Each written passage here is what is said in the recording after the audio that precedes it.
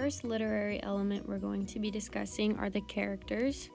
On the left, we see Jonas, and we're going to label him with the letter P because he's the protagonist of the story, which we know is the character who is mostly at the center of the story, and they make decisions and then suffer the consequences of the decisions throughout the story.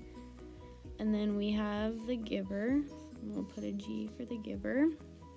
And the giver is a character who, throughout the novel, translates his memories to Jonas so that he can become the new receiver of memory.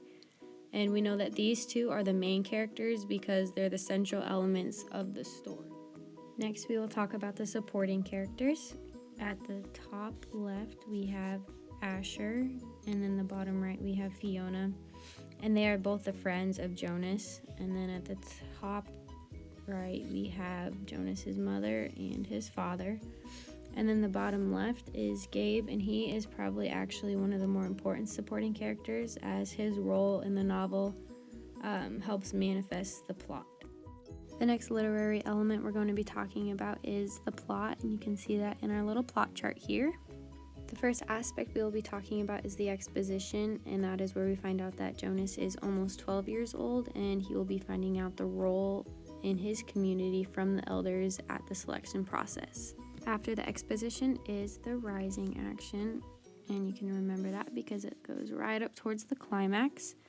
The rising action is when Jonas is at the selection process and his name is skipped, and he doesn't know what his role is until the very end of the ceremony when it's announced that he's going to be the new receiver of memory. And this is actually really important because no one knows what his role is and he can't talk about it. So this leaves a lot of unsettling feelings in him. And these feelings help the climax unfold. Following the rising action is the climax, and there are actually two parts in The Giver where you can see the climax happening, and that is when Jonas realizes that releasing someone into elsewhere actually means killing them, and then when he knows that Gabe, the infant who's been staying with Jonas's family, is going to be released or killed shortly. That is when the plot actually manifests, and we know that because it's when the action reaches the very highest point. Following the climax is the falling action, and that is when Jonas flees the community with Gabe. During this time, he avoids planes, and he endures a lot of hunger and pain and all of the bad memories that the giver gave to him.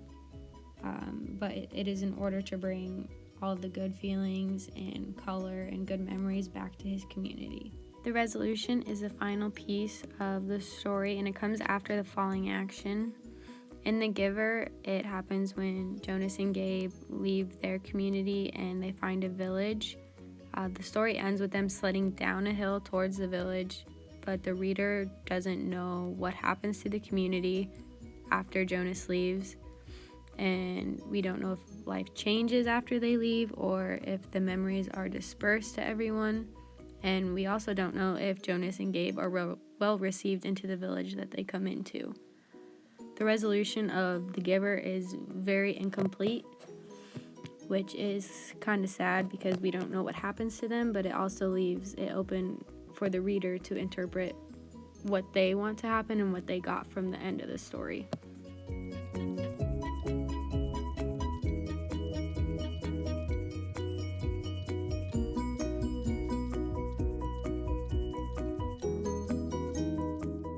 The significance of memory to human life is a good theme for The Giver.